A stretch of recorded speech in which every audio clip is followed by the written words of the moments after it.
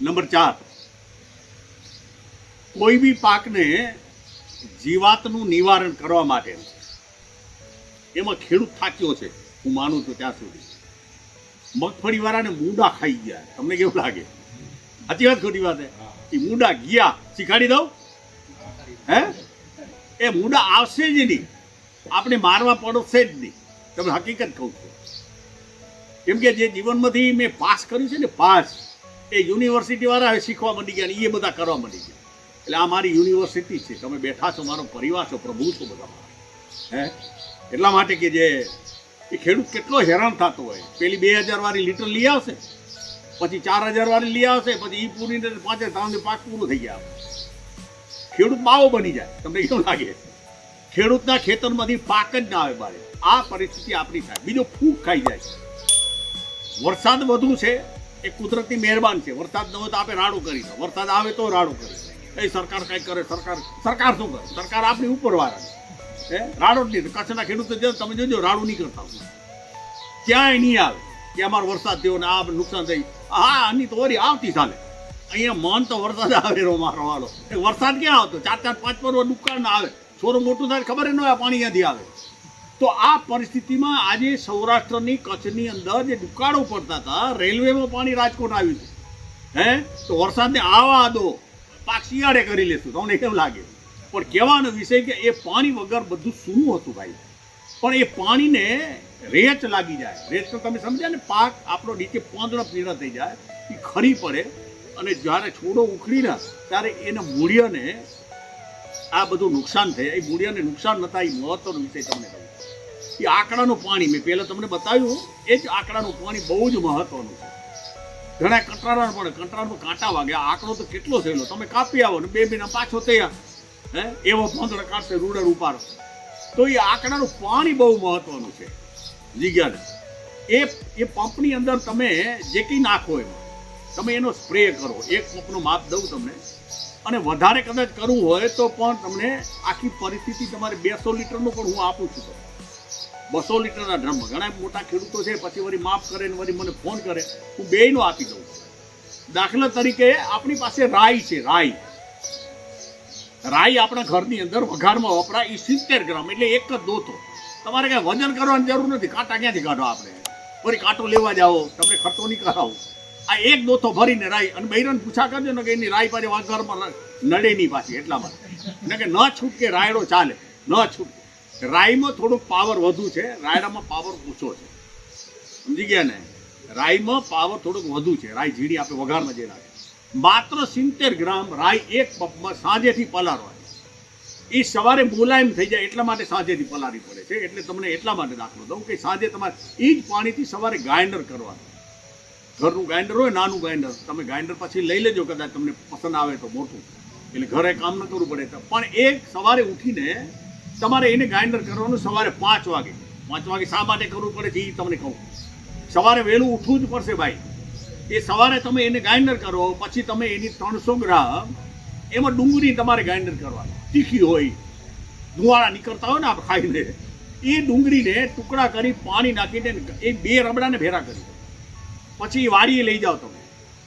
બરાબર? વાડી જઈને 300 ગ્રામ તાજો પોદરો રાત્રે ગાય કર્યો ને એ અંદર નાખી દેજો. સમજણ પડી? એ 300 ગ્રામ પોદરો, 300 ગ્રામ ગૌમૂત્ર, તાજું જૂનું બધું ચાલશે, અને 300 ગ્રામ ખાટી છાશ. બરાબર? અને એની અંદર તમારે 1 દોથો છાણાની રાખ નાખી દેવાની. 1 દોથો છાણાની રાખ. આ જડીબુટી તમારી એક પંપની મેં તમને બતાવી. હવે 200 લીટરનું તમને માપ આપી. 200 લીટરમાં માત્ર 1 કિલો રાઈ, 1 જ કિલો રાઈનો ખર્ચો 60-70-100 રૂપિયા જે હશે તે એ આખા ડ્રમમાં પૂરી થઈ રહેશે. એટલો ખર્ચો તમારે કરવાનો.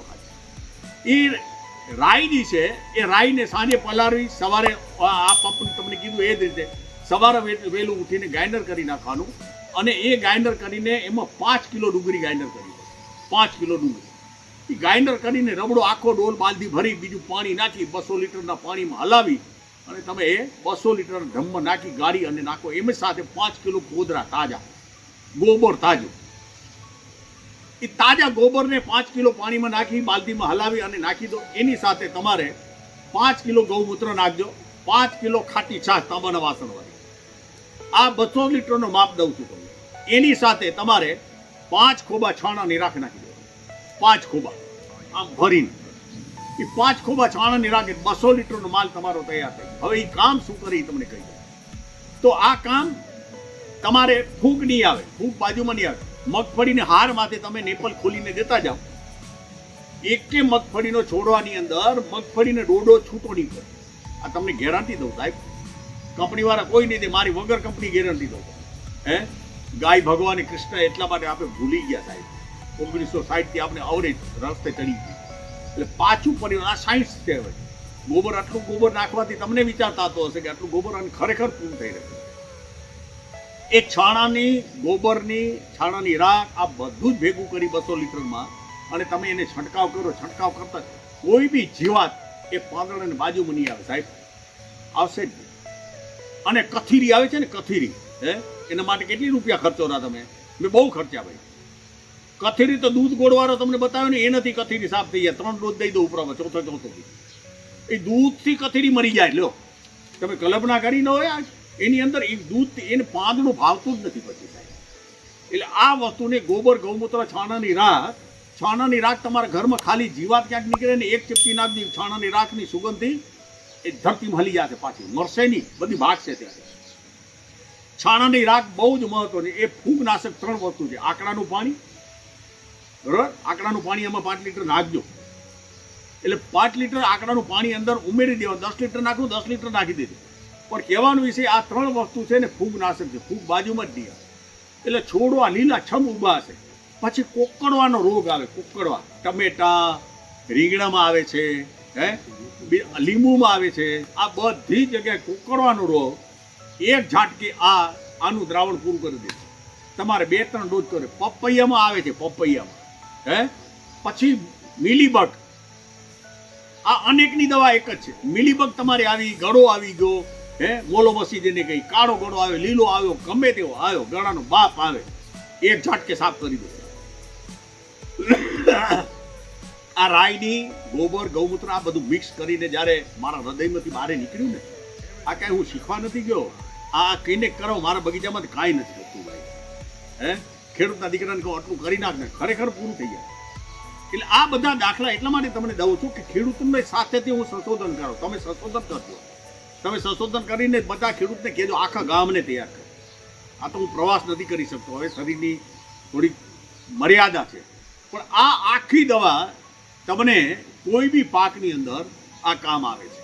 વિષય ત્યાં તમે રંજકામાં દવા નાખો ને તો રંજકો થોડો વાર નાખો, 15 દિવસ રંજકો નહીં ખાય છે એ કહું છું.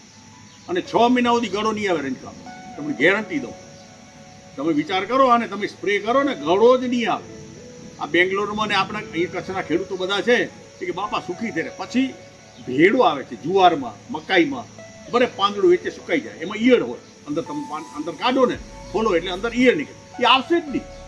તમે દૂધ ગોળનો પેલો એક સ્પ્રે કરી લો, આવશે જ નહીં. આજે મકાઈ જુવાર છે આપણે એના પાકની બાજુમાં જાય છે, સુગંધ આવે, એ સુગંધ બધી મટી ગઈ, સુગંધ આવશે હવે પાછી.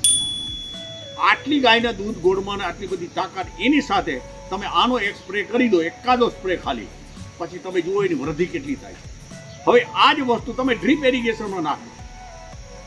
ડ્રીપ એરિગેશનનો માત્ર આ બધું જ છે ને એ 10 લીટર ડ્રીપ એરિગેશનમાં પૂરું થઈ જશે. 10 લીટર 1 કિલો રાઈમાંથી 10 લીટર પૂરું થતું હોય તો કેટલા 50 ગ્રામ તમારી રાઈ ખપી? તમે વિચાર કરો. હે તમને કેમ લાગે? કઈ ખર્ચો થયો? બધી તમારા ઘર થોડીક રાઈ વાવી લેવાની એટલે આપણા ઘરમાં ઝઘડા ન થાય. આટલી મારીને આટલી તારી રસોડાની. તમને કેમ લાગે? આ બધી વસ્તુ તમારા હાથમાં છે સાહેબ, હકીકત કહું છું.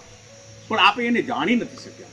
એટલે આપને મેં સંશોધન એટલા માટે કર્યું કે આપણી ડોસીમાં મને તાવ આવતો ને તો એ ડોસીમાં હાથે લોણ કરતા રાઈની ને ડુંગળીની, સવારે તાવ ઉતરી જાય, ડૉક્ટરને જવું પડે. એટલે આ તાવ ઉતરી ગયો સમજી લેવાનું તમારા રોગનો બધો હોય. સમજી ગયા ને? તાવ આવશે જ નહીં, બીમારી જ નહીં આવે, પછી પીળો જ નહીં પડે. હવે આનાથી માથે શું કરવું? તમે ડ્રીપ એરિગેશનનો આને વાપરો, એકને એક ચીજ વાપરજો તો બીજું કાંઈ નહીં કરો. ડ્રીપ એરિગેશનનો બાકીનો તમને ગોબર ગૌમૂત્રનો બધો વિષય આપણા બીજા સત્રમાં તમને આપું છું. પણ આ સત્ર એટલું મહત્વનું છે કે તમે સાંભળીને સાંભળજો અને બધાને કહેજો. આ પ્રકારે આખો વિષય છે. એટલે આ રાઈવાળો જે ઉપયોગ